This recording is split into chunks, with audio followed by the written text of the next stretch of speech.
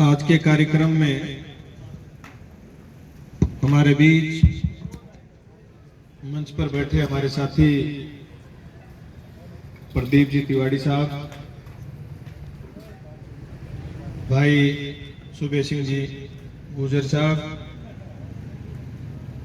भाई दलीप सिंह जी राजावत साहब, भाई चिरंजी लाल जी डागर, जो बहुत पुराने ठेकेदार हैं और इनसे हमें बहुत प्रेरणा भी मिली इस आंदोलन में, भाई ओम जी, राजसमंद से भाई भैरूलाल जी, उदयपुर के साथी सुंदर जी, नरेंद्र जी चौधरी, चंद्र प्रकाश जी, मंच का संचालन कर रहा हमारा छोटा भाई यतेंद्र, हमारे साथ इस कैंपेन में 3-4 दिन से लगे हुए भाई शीशराम जी गोदारा, भाई सुदेश जी ढाका, छोटा भाई जय सिंह और प्रदेश के कोने कोने से आए हुए हमारे ठेकेदार भाइयों, आज ये मीटिंग बल्लभ नगर क्यों रखी गई, ठेकेदारों की क्या पीड़ा है, इसका समाधान कैसे होगा, किस रास्ते से सरकार हमारी बात सुनेगी, इन सारे मुद्दों पर चर्चा के लिए आप तमाम लोगों को बल्लभ नगर बुलाया गया है। पिछली जो साल की पॉलिसी थी उसमें राजस्थान के लगभग ठेकेदार बर्बाद हो गए थे। पिछली साल 60% से ज्यादा ठेकेदारों में प्लेंटियां आई। 1 लाख से शुरू हुई, 9-9, 10-10 लाख तक की प्लेंटियां आई और जिन्होंने प्लेंटी नहीं लगवाई उन्होंने 30 मार्च और 31 मार्च को रात को 8 बजे तक भी माल उठाया। अगले दिन दूसरे के दुकान जानी है और 31 तारीख को रात को 8 बजे दुकान बंद करने का समय, उस टाइम अगर माल उठाया जा रहा है तो सरकार को पता नहीं ये माल कहां जाएगा। ये प्लेंटी के डर से ठेकेदारों ने कि जैसे तैसे भी करके इनको बाहर निकाल देंगे, औने पौने दामों में जाएगा, लेकिन प्लेंटी नहीं लगे इस डर से माल उठाया। सरकार को पता है कि माल नहीं बिक रहा, इसलिए ये माल 30 तारीख को और 31 मार्च को उठा रहे हैं और माल नहीं बिका इसलिए लाखों लाख प्लेंटियां राजस्थान के ठेकेदारों की आई पिछली साल। इस साल इन्होंने नाटक किया कि लॉटरी वाली पॉलिसी को चेंज करेंगे और एक्साइज पर नीलामी बोली करवाएंगे। हमारे ठेकेदार ये समझ नहीं पाए। ठेकेदार सोच रहे थे कि एक्साइज का जितने रुपए की एक्साइज हो रही है अपना इतना ही पैसा लगेगा। उनको ये पता नहीं था कि एक्साइज से 2 गुने रुपए की दारू उठानी पड़ेगी, आपको शराब उठानी पड़ेगी। और ठेकेदार इस चुंगल में फंस गए। तो पिछले साल जो RML 2500 रुपए में, 2400-2500 रुपए में जो पेटी मिलती थी, उस पेटी को तो सबसे घटिया शराब है, लगातार उसको कोई पी ले तो 3 महीने जिंदा ही नहीं रहता। 3 महीने बाद शराब पीने वालों की संख्या घट रही है RML के माध्यम से। उसकी रेट 1000-1200 रुपए पेटी की करनी चाहिए थी, सरकार उसको 3000-3100 रुपए पे ले गई। सबसे घटिया शराब है।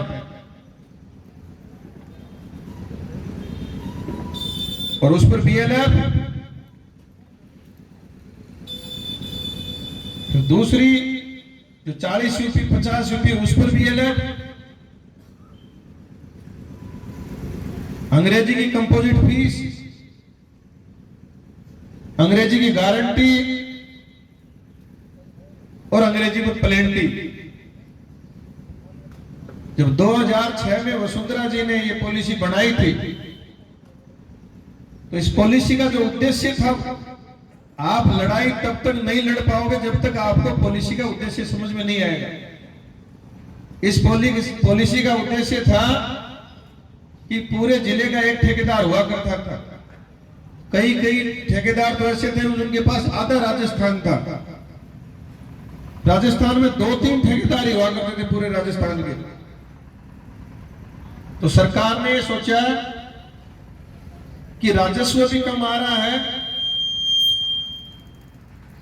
और बेरोजगारों को काम भी नहीं मिल रहा, ठेकेदार ज्यादा मुनाफा कमा रहे हैं, इसलिए बेरोजगार को काम मिल जाए। ये जो मुनाफा ये एक जगह इकट्ठा होने की बजाय हर गांव में गांव का जो ठेकेदार है उसके पास ये मुनाफा चला जाए,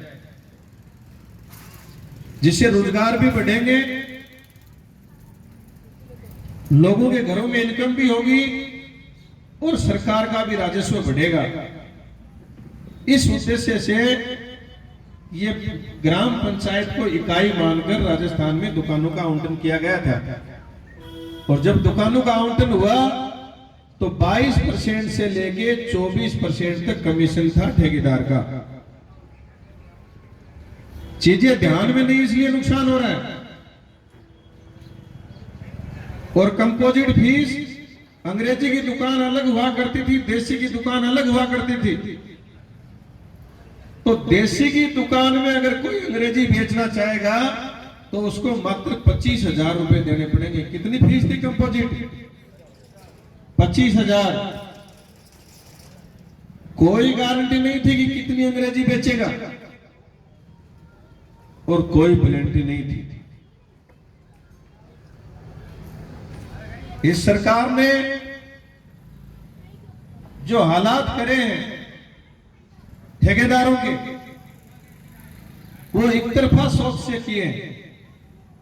जब पॉलिसी बनी तब दोनों तरफ की सोच थी कि सरकार को भी मुनाफा हो, सरकार का भी राजस्व बढ़े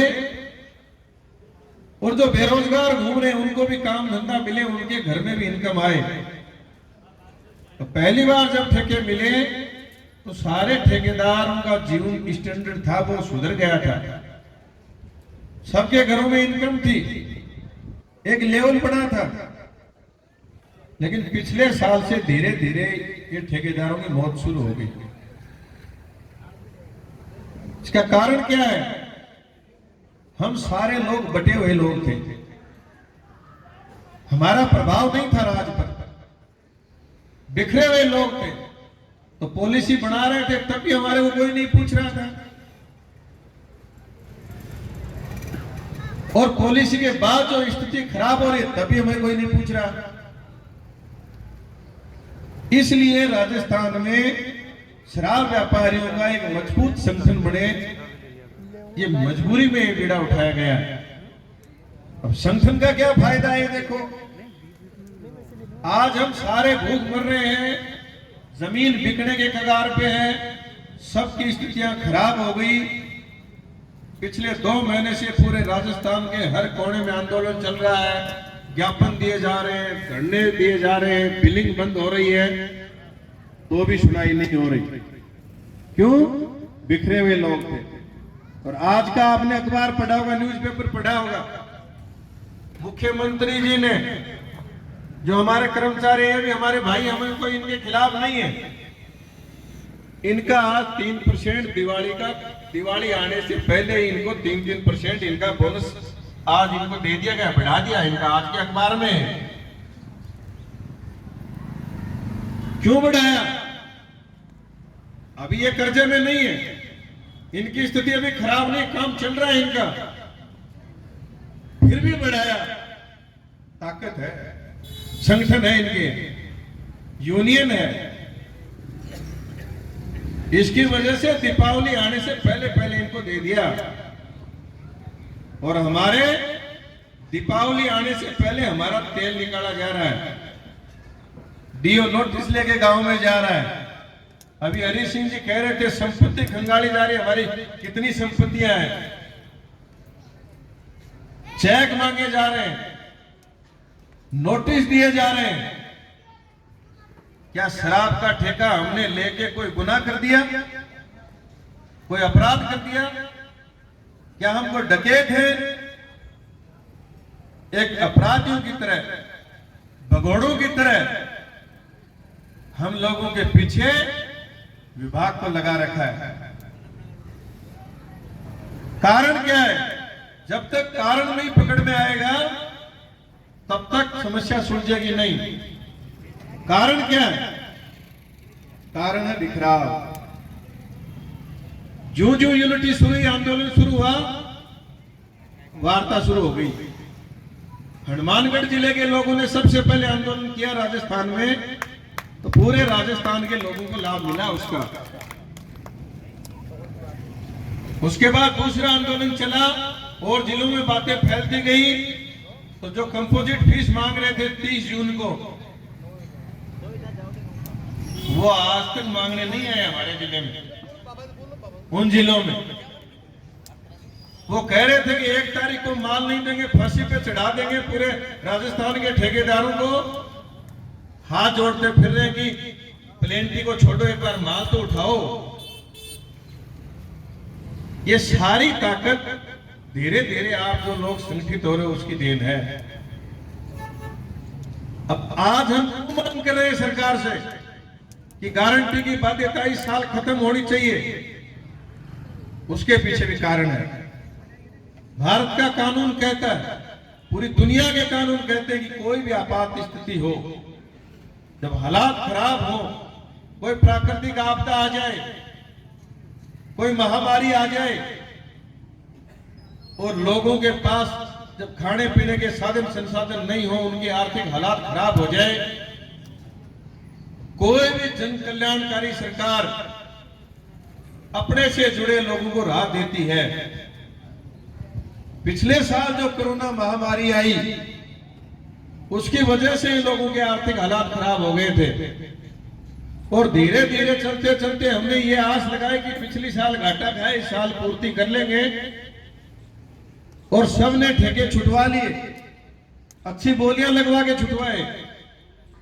छुटवाने के तुरंत बाद दोबारा महामारी आ गई। तो कई पॉलिसी में लिखा हुआ था क्या महामारी आएगी? अचानक आ गई।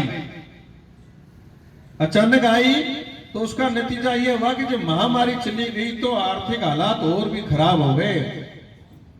लोगों की जेब में पैसा नहीं बचा, शराब खरीदने की क्षमता नहीं बची लोगों की। आज कोई बीमार हो जाए, उसके पास 10-20 रुपए उसको दिखाने के लिए, गोली के लिए नहीं है, खाने के लिए नहीं है। पूरे भारत में महंगाई आसमान छू रही है, घर में रोजी रोटी के लाले पड़े हैं। डीजल, पेट्रोल, गैस, क्या स्थिति हो गई। खाने का तेल बाजार में हम खरीद के लेके आते हैं, क्या पोजीशन हो गई। ऐसी पोजीशन में अभी अभी आंकड़ा है अखबार में कि भारत भूखमरी में 101वें स्थान पर आ गया है। ऐसे भूखमरी के हालात में आप लोगों को रियायत देनी चाहिए, सरकार को रियायत देनी चाहिए। बहुत से बड़े पूंजीपति थे, उनके कारखाने फेल हो गए, फैक्ट्रियां फेल हो गई, कई हजारों करोड़ रुपए सरकारों ने उनके माफ किए। हम तो सरकार के कमाऊ पूत हैं, सरकार को कमा के देने वाले बेटे हैं हम तो। और आज उनके बेटों पर संकट आया और सरकार उनकी तरफ आंख नहीं खोले तो फिर ऐसी सरकार का हमने ठेका ले रखा है क्या? विरोध करेंगे बिल्कुल।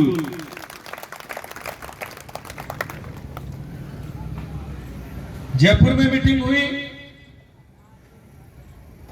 मीटिंग के बाद जब आंदोलन टूटा नहीं तो कमिश्नर साहब ने हम लोगों को बुलाया।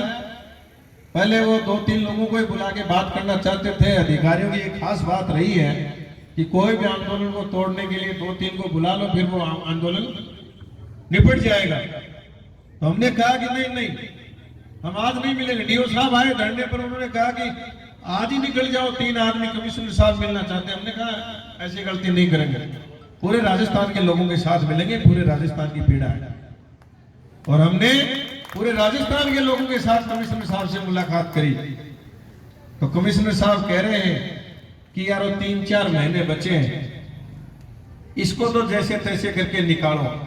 और आपके जो सुझाव आए हैं ना, ये जो मांग पत्र आया है, ये जो लिखा हुआ है, ये जो मांग पत्र है, इसको हम अगली पॉलिसी में शामिल कर लेंगे।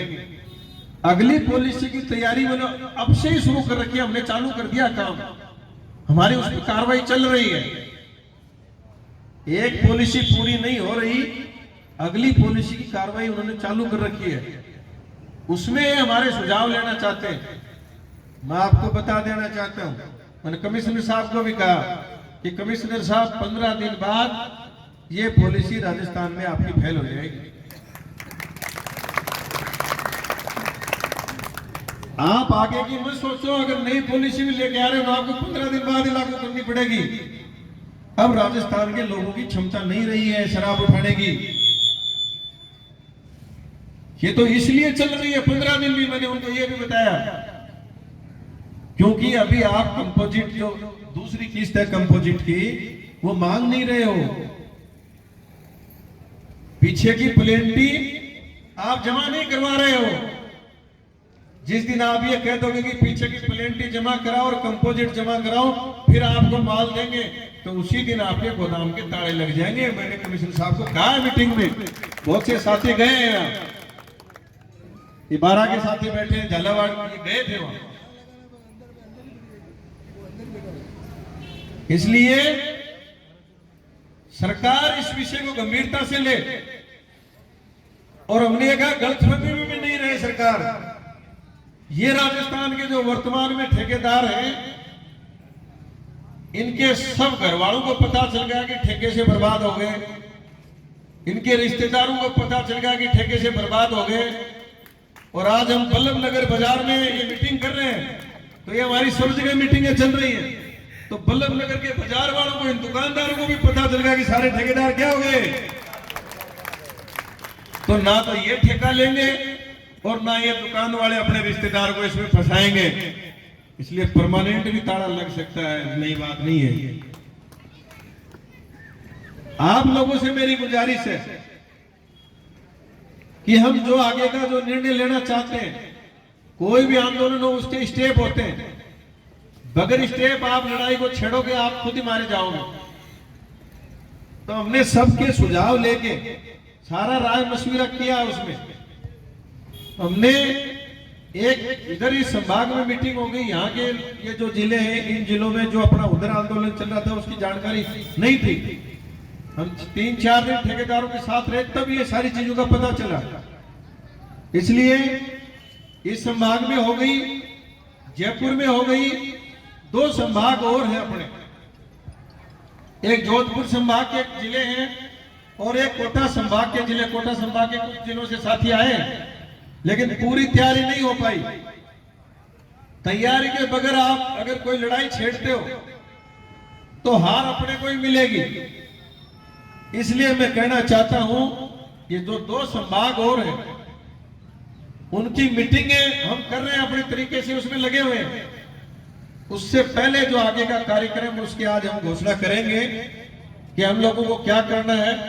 जब कार्यक्रम की घोषणा हो जाए तो अध्यक्ष तो एक नौकर होता है जो सब जगह भागता फिरता है, लेकिन ये आंदोलन सब लोगों से जुड़ा हुआ, इसलिए सब लोगों की जिम्मेदारी है। आप अकेले किसी पे छोड़ोगे काम नहीं चलेगा। यहाँ के लोगों ने जब कल मैसेज डाला मोबाइल पर कि हम कार्यक्रम करवाना चाह रहे हैं, बाहर से लोग आ रहे हैं, टेंट की व्यवस्था चाहिए, दरी की व्यवस्था चाहिए, खाने की व्यवस्था चाहिए, मैसेज डाला तो 1 मिनट में इन्हीं लोगों के खाते में यहाँ के ठेकेदारों ने पैसे डाल दिए। जब यहां से 4-5 बार ऐलान हो गया कि अब आपकी मंथली है वो आपको देने की जरूरत नहीं है, जो आबकारी सीआई और डीओ को आप जो दे रहे हो वो अब उधर देने की जरूरत नहीं, आपको डरने की जरूरत नहीं है। शराब बिकवाना उनकी मजबूरी है, अपनी नहीं है। बिके तो बिके, नहीं बिके उनकी मजबूरी है। जो पैसा उनको दे रहे हो वो अपने को बचाने के लिए खर्च करो। गाड़ियों में जाने में, प्रचार में, मीटिंग में, वो सारा पैसा खर्च करो।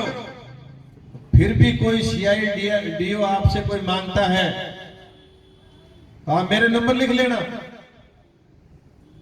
आप मेरे से बात करवाना। किसी की कोई भी दुकान को वो डिस्टर्ब कर दे, यूनियन उसके साथ है, उसको नौकरी नहीं करनी। क्या भ्रष्टाचारी के पैर नहीं होते? चोर आदमी मुकाबला नहीं कर सकता। अगर चोर को ये कहोगे कि आप अभी बुलाता हूं मैं एंटी करप्शन वालों को, भाग जाएगा और जो जेब में है वो और दे जाएगा। तो हम तो कोशिश करें कि यूनियन मजबूत बन जाए, तो 6 महीने में उनको दिया उसकी भी पर्चियां उनको देंगे कि ये वापस लौटाओ एक बार, हम हमारा कोई काम कार्यक्रम कर रहे हैं, पैसे की जरूरत है। सारे भाइयों से मेरा निवेदन है, कोई भी साथी अपने आप को कमजोर नहीं समझे। हम जो निर्णय ले रहे हैं वो निर्णय सर्वसम्मति से, सबकी राय से बना है। आज यहां जो उपचुनाव होने 30 तारीख को, यहां जो जिसकी सरकार है उसके MLA से भी हम मिले, दूसरे MLA से भी हम मिले, सबके सामने हमने हमारी पीड़ा रखी है, बात रखी है।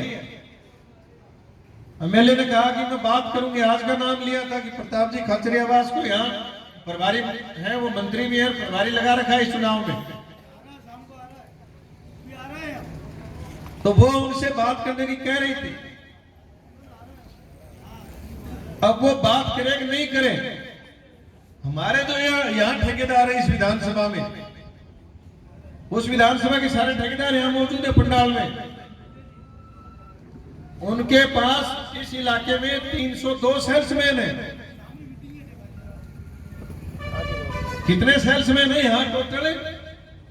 302। एक सेल्समैन, यहाँ के सेल्समैनों के साथ अभी मैं 3-4 दिन मेरे खूब मौका मिला, टैलेंट वाले सेल्समैन है, टाइम पास वाले नहीं है। 30 वोट को तो एक सेल्समैन कभी भी इधर उधर कर सकता है, एन मौके पर भी। 9000 वोट है। ये मीटिंग इसलिए रखी है, हमारे जो सेल्समैन है उनके हाथ में 9000 वोट है। सरकार को चाहिए, क्योंकि यहाँ 1000 वोट तक की भी लड़ाई है, मैंने देखा कंपटीशन है गांव में, चुनाव किधर भी जा सकता है, ऐसी स्थिति है। ऐसी स्थिति में एक वोट महत्वपूर्ण है, 9000 का मामला है। समझाने की जरूरत नहीं, सरकार अपने आप ही समझ जाए। 30 तारीख को बैंड उल्टा भी बच सकता है। 30 तारीख को चुनाव, इसलिए यहां मीटिंग रखी है। दूसरा, ये समझे नहीं समझे, हम ठीक कर देंगे, थोड़ा दिमाग ठीक कर देंगे। मुख्यमंत्री की यात्रा हमने कई बार रोकी उधर। पंकज धनखड़ तो काफी बार जेलों में गया है, और जिस आंदोलन को छेड़ दिया उसको पूरा करवा के छोड़ा, उसके बाद पहले घर ही नहीं गया। ये मुख्यमंत्री जी भी जानते हैं, वर्तमान वाले। इनकी झुंझुनों में हमने 2-3 बार सभा रोकी, बीच में छोड़ के भागे थे। इसलिए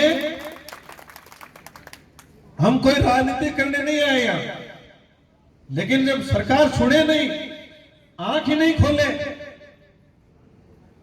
कितने लोगों का भविष्य जुड़ा हो उसकी तरफ देखे ही नहीं, मजबूरी में क्या फिर राजनीति का ठेका इन लोगों ने ले रखा? हम भी करेंगे, बिल्कुल करेंगे। क्या हमारा वोट देने का ही काम है? नहीं। इसलिए इस मीटिंग के माध्यम से बल्लभनगर की धरती से हम चेताना चाहते हैं कि सरकार और उसके नुमाइंदे, पूरी सरकार इस इलाके में घूम रही है, सारे मंत्री MLA सारे घूम रहे हैं, प्रदेश अध्यक्ष, दिमाग ठीक करें और इनकी मांगों को पूरा करें। हमने निर्णय जो लिया है वो ये है, 27 तारीख को, इसी 27 तारीख को एक दिन पूरे राजस्थान में जीरो बिलिंग रखेंगे अंग्रेजी और देसी गोदाम में। उसके बाद सरकार नहीं मानती है, सुनती नहीं है, और जीरो बिलिंग वाले दिन कोई इक्का दुक्का भाई पूरे राजस्थान में कोई माल कटा लेता है तो उस जिले की, उस तहसील की जिम्मेदारी है कि वो उसको समझा बुझा के अपने साथ जोड़े, और जो आगे वाले महीने में 10 तारीख को पूरे राजस्थान की एक साथ जीरो बिलिंग हो जाएगी। 10 तारीख को पूरे राजस्थान की एक साथ,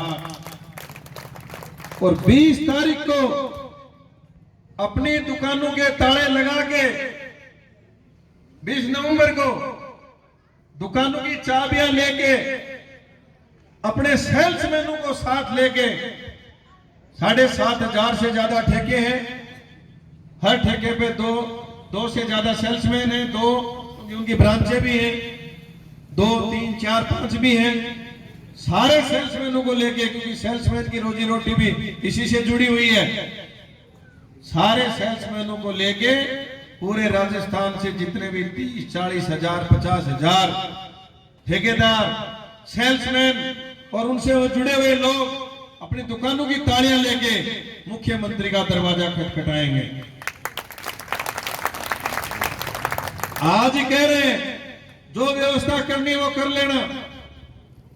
20 तारीख के बाद आपकी ये जो पॉलिसी है, जो लोगों को मारने वाली पॉलिसी है, जिस पॉलिसी में आपने इस तरीके के rider, composite, BLF, permit fees, पता नहीं कितने कितने चार्ज लगा के आप जो लूट रहे हो, ये पॉलिसी हरगिज नहीं चलेगी।